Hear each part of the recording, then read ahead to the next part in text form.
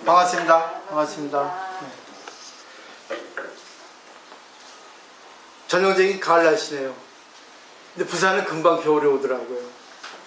부산의 장점인지 단점인지 잘 모르겠지만 하여튼 부산은 금방 겨울이 오더라고요. 그리고 바람이 세고. 자, 오늘 토요일입니다. 토요일부터 와주셔서 고맙고요. 가만히 한번 생각을 해보시면 지나온 거, 그러니까 스크린 지나가듯이 주마등처럼 싹 이렇게 지나갔습니다. 너무나 많은 사건, 사고들이 있었죠. 근데 보시면 인생은 혼자 태어나고 혼자 가죠. 그 때문에 이 고독이라는 거, 이 고독이라고 하는 것이 상당히 문제가 되는데, 고독이라고 하면 우리가 슬프다, 외롭다 하는데 사실은 인간은 고독한 존재라고 하죠. 고독이라는 말 자체가 외로울 고자 홀로독이거든요. 홀로 살아갈 수밖에 없어요, 인간은. 근데 이 고독을 어떻게 살아가냐에 따라서 이제 행복이 주어지고 또 불행이 주어지고 하거든요. 그래서 오늘은 고독을 즐긴다라고 하는 제목으로 말씀을 드리고 싶은데, 인간은 보세요. 같이 있어도 외롭습니다. 혼자 있어도 외로워요. 근데 외롭지 않을 때가 있어요. 같이 있으면 상대하고 하나가 될 때는 외롭지 않아요. 혼자 있어도 자기 혼자에 대해서 느낄 수 있을 때 외롭지 않아요. 그래서 고독하게 살아가는 게 아니라 고독을 즐기는 거예요. 고독을 살아가는 거죠. 고독하게 살아간다고 하는 거는 자기 스스로가 일부러 그냥 고독하게 살아가는 거예요. 인위적으로. 근데 고독을 살아간다는 거는, 고독을 즐긴다는 거는 자기가 그냥 어떤 것에도 휘둘리지 않는다는 거예요. 휘둘리다가 또 다시 자기가 근본을 안다는 거죠. 그래서 저는 불교의 공이라고 이렇게 말하고 싶어요. 공이라는 거는 실체가 없거든요. 혼자 있어도 실체 없고 둘이 있어도 실체 없고 하면 되는데, 그것을 이제 오늘 말씀드리고 싶어서 그냥 정리를 했어요. 이거는 영국 작가, 소설가, 극작가 서머셋 몬이라고 하는 유명한 분입니다. 근데 이분은 말더듬이에요. 근데 이분의 작품이 상당히 많은데, 알려진 거는 달과 육펜스, 그리고 과자와 맥주 등등 많습니다. 근데 그 중에 이제 인간의 굴레라고 하는 작품이 있어요. 그 원어는 오브 휴먼 반디지라고 하는 건데, 일본에서는 인간의 그 귀지나 유대 이렇게 번역을 하더라고요. 근데 인간의 굴레, 속박. 그러니까 인간이 이 세상에 살아가면서 속박대에서 살아간다는 거죠. 그러니까 이 속박이라는 것이 있으면은 불행하게 되고, 속박에 있으면서 속박을 초월하면, 그러니까 고독을 살아가면 자유롭게 살아갈 수 있다는 그런 내용의 글이에요. 그래서 줄거리를 보면은 이 자전적 소설이거든요. 근데 약간 이제 변형돼 있어요. 약간 소설, 그러니까 전기인데, 서머셋 몬이라는 부분의 전기인데, 한 반평생에.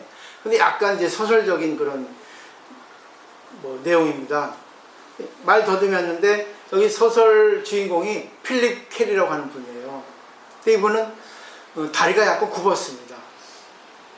약간 안짱다리 할까요? 아니면 약간 이렇게 다리가 비틀어졌을까 할까요? 그렇게 돼 있거든요. 그 때문에 약간 핸디캡을 갖고 있어서 학교 다닐 때는 학생들에게 많이 놀림을 당했다고 하죠. 왕따를 당했다고 할 수 있겠죠. 그러니까 얼마나 학교 가기가 싫었겠어요. 그래서 피하려고 독일로 갔죠. 하이델베르그라고. 거기 가서 유학하고 다시 영국으로 들어와 가지고 런던에서 법률사무소 견습생이 됐습니다. 근데 이분은 역시 자유로운 인생인가 봐요. 정착을 못했대요. 다시 이제 화가가 되고 싶어서 프랑스로 이렇게 넘어갔습니다. 그래서 보헤미안 생활, 방랑자 생활, 집시 같은 생활을 했다 그래요. 예술가의 풍이 있으니까. 그래 되겠죠. 그래서 화가 수업에 노력을 했습니다. 근데 역시 사람은 사람을 만나야 돼요. 프랑스 파리에서 만난 사람이 중년 신사, 초로의 신사를 만났는데 크런쇼라고 하는 사람을 만났거든요. 크런쇼. 근데 이 사람이 영국인인데 파리에 살면서 시를 쓰거나 또 프랑스 시를 번역해주면서 생활을 하고 있었는데 이 크런쇼가 상당히 공부를 많이 한 분이에요. 그래서 그분에게 많은 사상을 배우죠. 근데 어느 날 필립 캐리가 주인공인 크런쇼라고 하는 사람에게 질문을 하죠. 인생의 의미는 뭡니까? 그래서 인생이란 도대체 무엇입니까? 물어보죠. 여기서 이 크런쇼가 유명한 말을 합니다. 필립에게 페르시아 융단 1000조각 1조각을 주면서 여기에 이 답이 있다고 그랬어요. 인생이란 답이 여기에 있다고 했습니다. 일종의 수수께끼죠. 그죠? 뚱딴지 같은 얘기잖아요. 페르시아 융단 1000조각을 주면서 인생의 의미가 여기에 있다 한 거예요. 근데 이 인간의 굴레라고 하는 책에 보면은 상당히 이거는 장편 소설이에요. 700쪽이나 되는데 뭐 2권, 3권으로 나눠 있습니다. 상당히 길어요. 장편이에요. 근데 여기 그 중심 내용, 테마가 되는 것이 결국 이 인생의 의미는 무엇인가? 페르시아 융단에 들어있는 그 답이 무엇인가? 그 푸는 것이 바로 여기 테마입니다. 필립이 영국으로 돌아가가지고 이제 이번에 이제 의사가 되는 길을 걷습니다. 상당히 많이 하죠. 이것저것. 파란만장 인생 살았습니다. 근데 이 의학생 시대에 로저 밀드레이라고 하는 약간 뭐 식당 종업원인가 술집 종업원인가 하여튼 약간 좀 이렇게 방탕한 여자를 만났습니다. 외로우니까 만났겠죠. 근데 이 여자 때문에 또 신세 또 망칩니다. 농락을 당하죠. 돈도 뺏기고 또 주식 투자도 하고 근데 망했죠. 그래가지고 완전히 파산 직전에 와서 이제 다시 이제 뭐 또 다른 사람을 만나요. 살이라고 하는 사람. 평범한 딸. 결혼을 합니다. 그래서 소설은 해피엔드가 되고 있거든요. 이게 이제 대략적인 줄거리 내용입니다. 여기 이제 필립이라는 사람이 장애를 갖고 있었죠. 육체적 장애, 핸디캡을 갖고 있었죠. 근데 우리는 정신적인 장애를 갖고 있죠. 육체는 장애가 있지 않지만. 그리고 서머셋 몸이란 분도 상당히 똑똑한데 말 더듬이에요. 또또또또또 이렇게 한단 말입니다. 그러니까 상당히 이것 때문에 고민을 했었습니다. 인간은 어느 한 부분에 장애가 있습니다. 정신적인 장애라든가 육체적 장애라든가 생각의 장애라든가. 페르시아 융단의 수수께끼. 어느 날 필립은 이 크런쇼의 생각을 하면서 이 페르시아 융단의 그 수수께끼를 생각이 냈거든요. 인생의 의미는 뭘까? 인생의 답은 뭘까? 근데 이번에 찾았다는 거죠. 융단에 숨어 있었다는 거죠. 정답을 찾기 전까지는 상당히 고민하고 어렵습니다. 고생을 많이 해야 돼요. 우리가 공부를 하는 것도 기도를 하는 것도 상당히 고민을 많이 해야 됩니다. 그래서 밤새 고민하고 아침에 의심나면 물어라 선사들의 얘기를 하고 있거든요. 근데 답을 알고 보니까 아무것도 아닌 거예요. 저도 요즘에 답을 알고 났어요. 그러니까 마음 편해져요. 아무것도 바라지 않아요. 아무것도 이제는 욕심내지 않을 거예요. 답을 알았어요. 인생의 답을. 저도 제 인생 가면 되는 거예요. 미래 보지 않아요. 다만 미래는 내가 어떤 걸 설정하고 그걸 향해 가고 있죠. 보살이라고 하는 거예요. 근데 지금 내가 할 수 있는 것 보살행을 하면 되는 거죠. 제가 너무 욕심을 내서 문제가 되고 딜레마에 빠지고 그랬거든요. 답은 간단해요. 퍼즐과 같은 겁니다. 퍼즐. 그런 레고 그런 거예요. 짜맞추는 거죠. 근데 거기는 답이 남아있지 않아. 그냥 결론만 나와있지. 그래서 필립은 인생의 의미는 없다 깨달았습니다. 거기 나와있어요. 그 미닝이라고 하는 그런 영어 단어로 나와있거든요. 근데 의미라는 거는 뭐 취지, 의, 뭐 의도, 목적 여러 가지 뜻이 있다 그래요. 근데 인생에는 의미가 없다. 근데 여기서 중요한 게 의미가 없다는 거는 가치가 없다 이렇게 받아들일 수 있거든요. 그게 아니라 인생에는 왜 가치가 없겠어요? 가치가 있지. 근데 인생에 의미가 없다. 아니 목적이 없다. 그렇게 생각하시면 이해가 돼요. 인생에는 답이 없다. 그러니까 자기가 가고 싶은 길을 가면 되는 거예요. 어떤 것이 의미가 있냐고 그러죠. 잘 사는 거, 못 사는 거, 성공하는 거, 실패하는 거, 그 다 의미가 없어요. 성공은 실패에 의해서 성공이 있고, 내가 잘 사는 거는 못 사는 사람이 위해서 잘 사는 겁니다. 근데 그 인연이거든요. 내가 열심히 한다고 해서 되는 건 아니에요. 또 열심히 안 해도 되는 건 돼요. 그럼 결국 자기가 어떠한 지금 환경에 처해 있든 간에 그 환경에 처해 있으면서 자기가 자유롭게 살아가면 되는 거죠. 그래서 이 필립은 깨닫고 나서 동방의 왕의 이야기를 생각했대요. 그거 적어놨어요. 번역에서. 오늘 동방의 왕이 인간의 역사를 알고 싶어가지고 학자들에게 명해가지고 책을 다 갖고 500권의 책을 모아오라 했습니다. 아까 보니까 너무 정부가 바쁘거든요. 그러니까 막상 책을 준비했는데 뭐 저도 그래요. 뭘 하려 하다 보면 시작을 했는데 거창했는데 안 합니다. 뭐 연기하죠. 안 되겠어요. 그래가지고 다시 왕이 학자에게 명했죠. 좀 줄여와라. 축약해와라.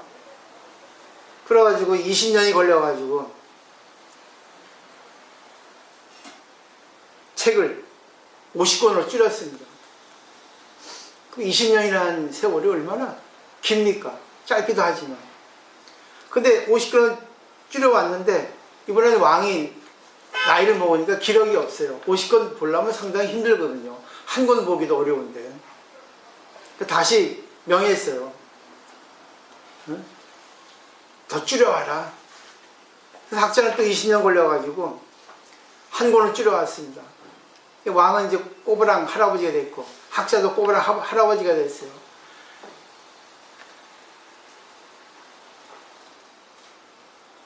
그래서 한 권 갖고 오니까 그때 이제 왕은 이제 임종 직전이에요. 뭐라 했겠습니까, 왕이? 한 권 읽을 수 있겠어요? 그 학자는 말했죠. 인간의 역사는, 인간의 인생이라는 거는 태어나서 괴로워하다가 죽는다는 거죠. 딱 한 줄이에요. 불교와 똑같죠. 그죠? 불교와 똑같아요. 우리 인생도 그래요. 뭘 자꾸만 뭘 밖에서 찾으면서 이것저것 밖에서 행복을 찾다가 뭐 의미를 찾다가 자기가 지금 처해 있는 이거에 대해서 고마움을 모른다는 거죠.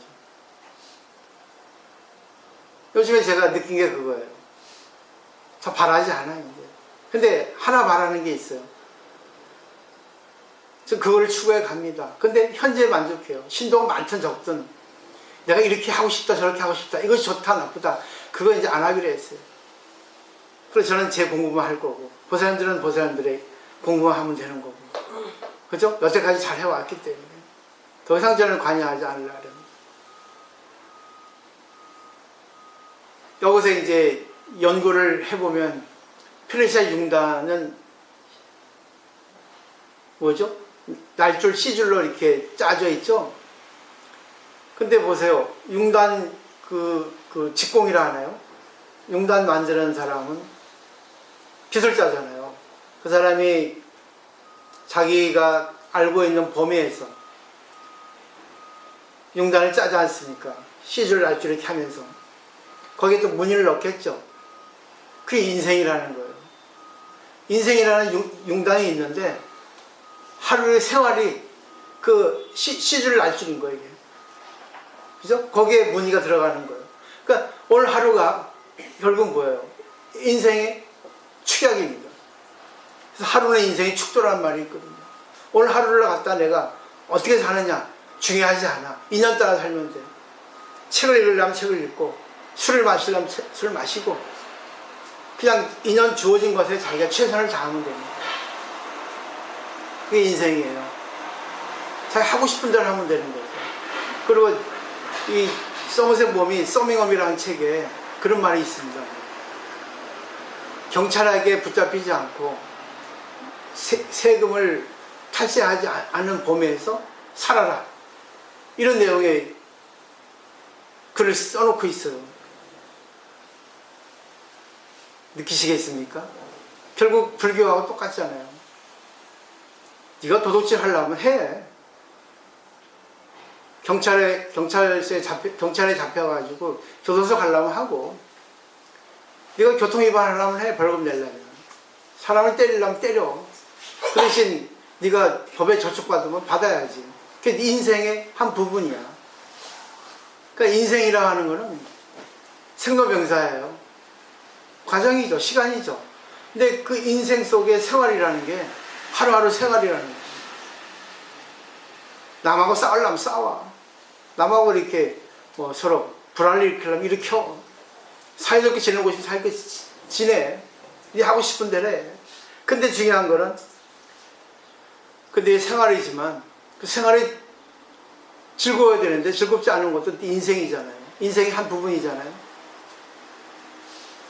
그것이 행복하고 구애되지 않으면 살면 돼요. 근데 그런 사람은 대우를 못 받거든. 그런 사람은 외롭거든. 그렇기 때문에 이런 뛰어난 사람들이 이런 책을 써서 남에게 네 인생 뒤돌아봐라. 네 인생 재밌지 않잖아. 네 인생에 걸림이 있으면 네 인생이 이 인생이 지금 가지고 있는 것에 대해서 감사하지 않으면 네 인생 문의가 안 좋다. 물론 보세요. 우리 백화점에 가거나 시장에 가거나 5,000원짜리 옷도 있고 1,000만원짜리 옷도 있습니다. 다 똑같은 옷이에요. 시계도 5,000원짜리 시계가 있고 1억짜리 시계가 있습니다. 시간은 똑같이 가요. 시간은 똑같이 맞아. 그러니까 네가 어떻게 살 거야? 이걸 얘기하고 있는 거죠. 그렇죠? 하루하루가 모여서 인생이 됩니다. 그래서 하루는 인생의 축도라는 거예요. 오늘 하루를 어떻게 살 거예요? 주어진 인연에 대해서 감사하며 사는 거예요. 배우며 사는 거죠. 결국 불교의 공하고 똑같잖아요. 사회에 걸리지 말라. 네가 하고 싶은 대로 하고 살아라. 결국 인생의 의미가 없다는 것은 자유롭게 살라고 합니다. 어떤 것이 인생인지 네 인생은 결국 네 인생의 문의를 짜기 나름이야. 페르시아 융단을 짜기 나름이야. 네가 짜면 되잖아. 네 인생의 페르시아 융단은. 이게 답 아니겠나요? 그죠? 인생은 괴로움이 더 많아요. 즐거움보다도. 강도를 볼 때 괴로움이 더 많단 말입니다. 즐거워요? 즐거움은 한순간이에요. 오래 못 가요. 그래서 공허합니다. 근데 공이라는 거는 없다는 게 아니에요. 실체가 없다는 거지. 하나식의 색즉시공이라는 것도 색은 물체고 공은 물체가 없다, 물체가 아니다, 비어있다 이런 뜻 해석하면 안 됩니다. 어느 것이라도 어느 사건, 어느 인연, 어느 누구라도 그런 실체가 없다는 거지. 잣대가 없다 그러죠. 값어치를 매길 수 없다 그러죠. 네, 그분의 인생이기 때문에. 결국은 보세요. 법화경의 관세음보살이 극락세계에서 고를 배우러 사바세계 오잖아요. 그 고가 인생의 진리라는 거예요. 아, 괴로워해. 이겁니다. 여기까지가 이제 인간의 굴레에 대한 내용을 정리해드리고 불교와 연결시켰는데, 오늘의 결론은 지금부터예요. 이거는 제가 이제 소설이니까 이거를 이제 줄거리를 써갖고 금년 1월에 영국에 새로운 부서가 생겼습니다. 한번 말씀드렸죠. 고독 담당 대신 부처가 생긴 거예요. 노동부, 교통부 장관이 아니라 고독을 담당하는 장관이 생겼단 말입니다. 영국의 900만 명 이상이 고독병에 걸려 있대요. 특히 이제 70살 넘으신 어르신분들이 되게 고독이 많다는 거죠. 고독사하잖아요. 그죠? 독거노인들. 노인이 되면 외롭거든요. 근데 그거는 노인뿐 아니에요. 다 외로워요. 왜 외롭겠습니까? 결국은. 아무리 잘 살아도 나이가 들면 몸이 약해지고 하는 일이 없어져요. 그러면 고독해지는 거예요. 그렇기 때문에 고독에 걸려가지고 슬퍼져가지고 외로움에 쩔어가지고 자살하거나 병에 걸리거나 해서 또 치매에 걸리고 머리를 안 쓰니까 죽게 되는 거죠. 그래서 오죽하면 역시 영국이에요. 고독 담당 대신이라고 하는 그 시설을 만들었단 말입니다. 참 기가 막혀요. 근데 우리나라도 마찬가지예요. 지금 얼마나 고독합니까? 요즘에 뭐예요? 소셜 네트워킹 서비스, SNS를 보면은 전부 고독이에요. 요즘에 어떤 고독인지 아세요? 네트워크 고독이란 말이 있습니다. 밴드, 카톡, SNS, 그 페이스북, 또 뭐 트위터. 난 무슨 뜻인지 몰랐는데 그 책을 보니까 나와 있대요. 밴드를 보면서 야, 이 사람은 대단하네. 또 뭐죠? 페이스북 보니까 야, 식구들하고 잘 놀고 뭐 맛있는 거 먹고 있는데 야, 이 사람이 이러는데 나는 왜 그래? 이게 비교분별이거든요. 그렇기 때문에 너무나 세계는 하나가 됐는데 지금 온라인인데 너무나 외로운 거예요. 풍요 속의 빈곤이라는 거죠. 그리고 어떤 사람은 글 잘 쓰니까 야, 나는 왜 글을 못 쓰는 거야? 중요하지 않아요. 글 잘 쓰고 못 쓰는 거. 자기 마음 편하면 되거든. 글 잘 쓰면 뭐합니까? 행동이 개차반이면 그것도 별 볼로 없는데. 그래서 그런 사람 많아요. 말 잘하면 뭐합니까? 마음 씀씀이 안 좋은데. 어떻게 해야 되겠어요? 어떻게 해야 되겠어요? 결국 마음을 열어야죠. 그래서 독일의 철학자 쇼펜하우어는 그런 얘기 했습니다. 그 바늘두더기 얘기를 했어요. 바늘두더지는 이 등하고 꼬리 부분에 그 털이 가시처럼 이렇게 딱 굳어가지고 빳빳해가지고 완전히 뭐 바늘처럼 돼 있어요. 근데 겨울이 되면 이게 날린 거예요. 등하고 꼬리 부분에 가시가 있으니까 겨울은 추우니까 서로 이렇게 모여 살아야 되는데 서로 안으려 하면은 가시 찔려가지고 서로 앉지를 못하는 거예요. 앉고 싶은데 안으면 안 춥잖아요. 체온을 맞대니까. 근데 안 되니까 어때요? 서로를 바라보면서 원망의 눈을 뜨고 있다는 거죠.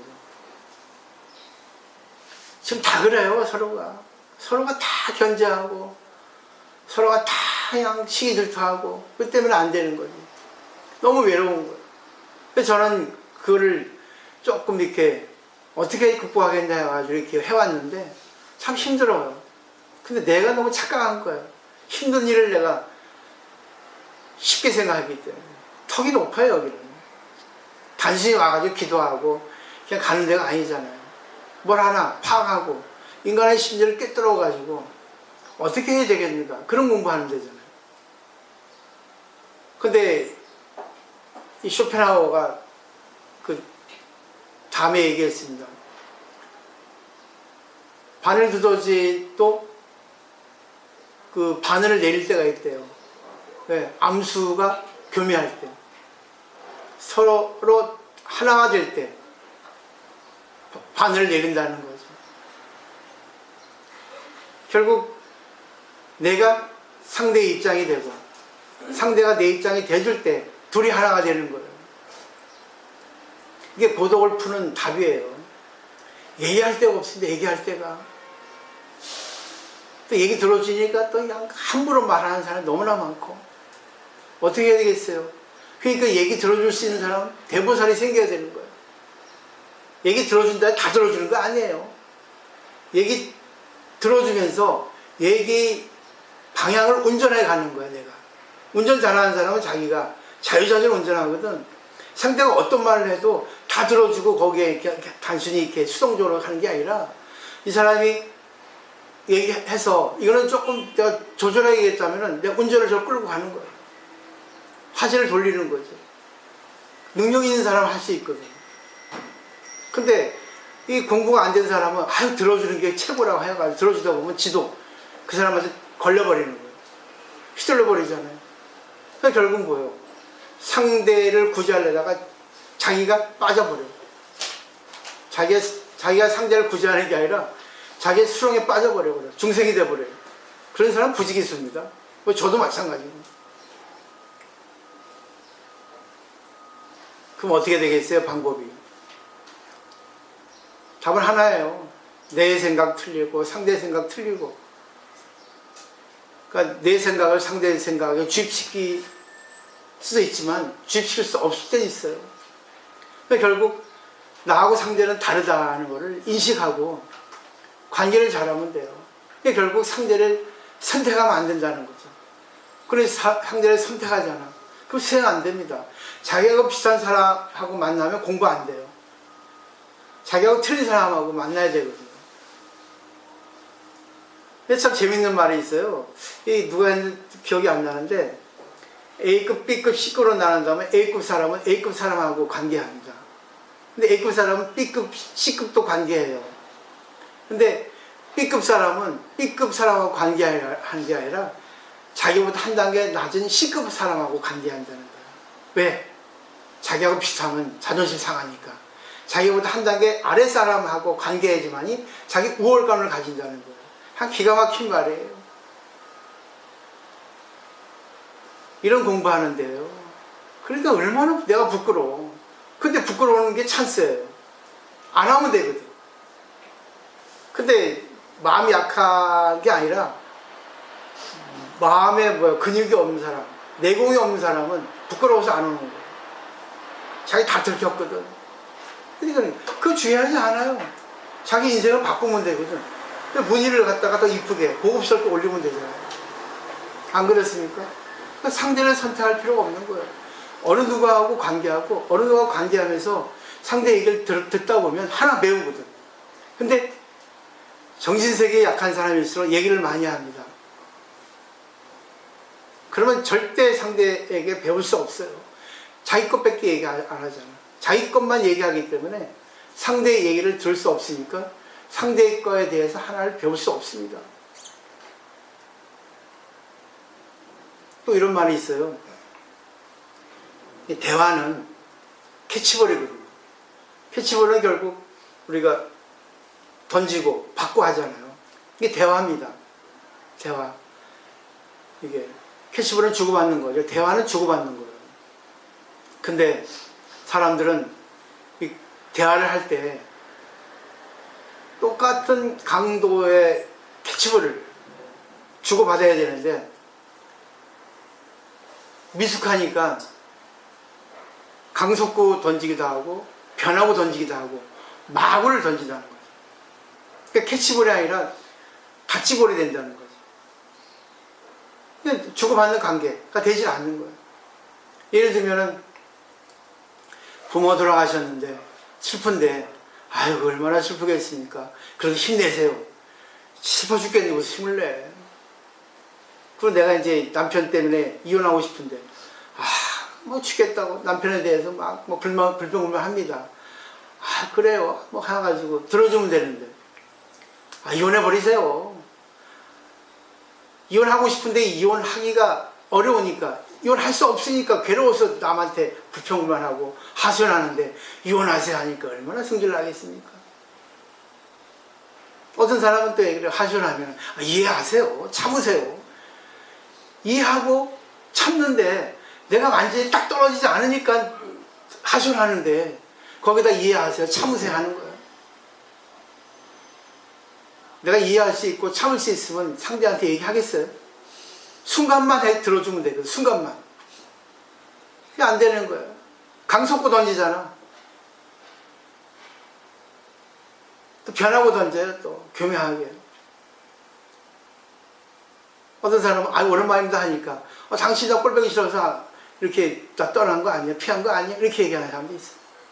그 강속구에 변하고요. 그죠? 우리 대화는 그래요. 대화는 기술이 아닙니다. 대하는 마음이거든요. 부처님도 보세요. 대기설법을 해가지고 상대에 따라서 어떤 사람에게는 열심히 해라, 어떤 사람에게는 조금 느슨하게 해라, 어떤 사람에게는 강하게 해라, 열심히 좀 카리스마 있게 해라, 어떤 사람한테는 뭐예요? 조금 부드럽게 해라, 설사한 사람한테는 지사대를 주고 변별하는 사람한테는 변백을 주는데 다 상대하고 관계하는 게 다르단 말이죠.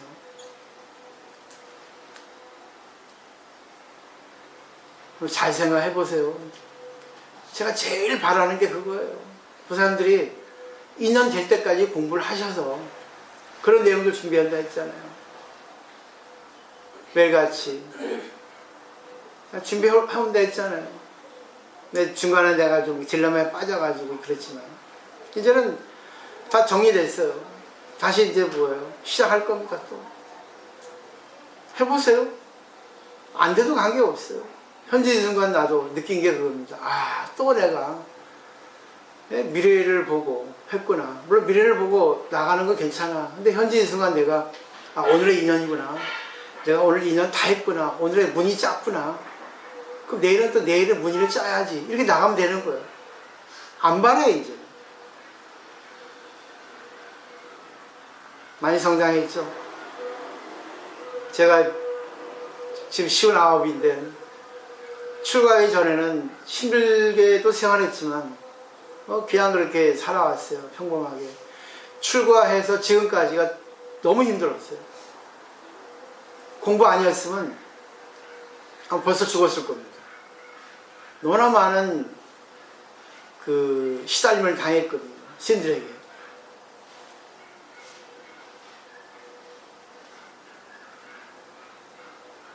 근데 저는 그래요. 순간은 내가 죽이고 싶다 하는 생각 들어요. 근데 순간일 뿐이지. 시간 지나면 그래 이것도 다 부처님께서 나 이거 공부시켜주는 거 아닌가. 아니 그 사람은 그 사람의 인생이고 나는 나의 인생인데 내가 그 사람의 인생에 따라갈 필요 없잖아. 그냥 받으면 되지 뭐. 또 어제는 또 이상한 또 양계보살이 얘기를 하더라고. 내가 여기서 얘기 못하지만 그래서 화가 나더라고요. 근데 순간 그랬어요. 그래 그 사람의 입장이지 뭐. 그 사람은 뭐 그런 생각을 갖고 있고 그렇게 살아가는데 그 사람의 인생에 내가 점을 찍을 필요 뭐 있어. 그냥 받으면 되지. 나중에 물어보세요. 참 어처구니 없는 얘기가 또 나올 거예요. 우리 얘기는 아니에요. 제가 부탁하고 싶은 게 그거예요. 수없이 많은 고독한 사람이 있습니다. 보살님들 들어줘 보세요. 들어주면서 상대의 입장이 되면 고독하지 않아요. 그 인생의 지음자 한 사람만 만나면 성공한 겁니다. 종자 위의 배가처럼 지음, 직이 나하고 진짜 하나가 될 수 있는 사람, 부부가 될 수 있고 또 부모와 자식이 될 수가 있고 도반이 될 수 있고 또 친지가 될 수 있고 친구가 될 수 있어요. 진짜 지음자 상대가 어떤 환경에 처해도 어떠한 상태에 있어도 저 사람 믿을 수 있다. 이런 사람이 있어야 됩니다. 그러기 위해서는 상대의 입장이 돼줘야죠. 들어줄 수 있다는 건요, 내공이 없으면 못 들어줘요. 자기 생활 다 하고 보살행 못합니다. 봉사하고 보살행이 다른 게 뭐냐면 봉사는 자기가 시간을 내서 하는 게 봉사입니다. 보살행은 시간 불문이에요. 자기 조건 불문입니다. 무조건이에요. 보살행은. 상황 따라서는 잘할 수 있지만 그 정도 되려면은 하루아침에 안 돼요. 쌓이고 쌓여야죠. 근데 전생에 공부 많이 한 사람은 하루아침에 딱 깨닫는다고. 근데 하루아침에 깨닫는 거는 깨닫기 이전까지 공부를 해왔기 때문에 한순간에 깨닫는 거예요. 그죠? 그냥 얻어지는 건 없어요. 한번 생각을 해보세요. 이 시간 이후로. 내가 얼마나 상대 입장에 대해서 말을 하고 정말 상대에게 도움을 줄 수 있는 대화를 했나. 대화할 때 대부분 강속구나 변하고 던집니다. 심지어 마구 던져, 마구. 교묘하게. 나도 그래요. 그 해봐야 대화 안 됩니다. 대화 끊겨요. 대화 끊기면 그때는 죽음이야. 고독이야. 물론 그것도 살아가도 돼요. 저는 요즘에 고독을 즐깁니다. 고독은 살아가요. 우울증 아니에요. 내 스스로가 고독을 지금 살아가고 있어요. 고독 자체를. 내가 중인데 왜 못하겠어요? 냉정해지는 거예요. 너무나 냉정한 거예요. 잘 한번 생각해 보세요. 지금 이제 인생 얼마 남지 않았습니다. 그러니까 인생은 생로병사예요. 그 누구도 피해갈 수 없어요.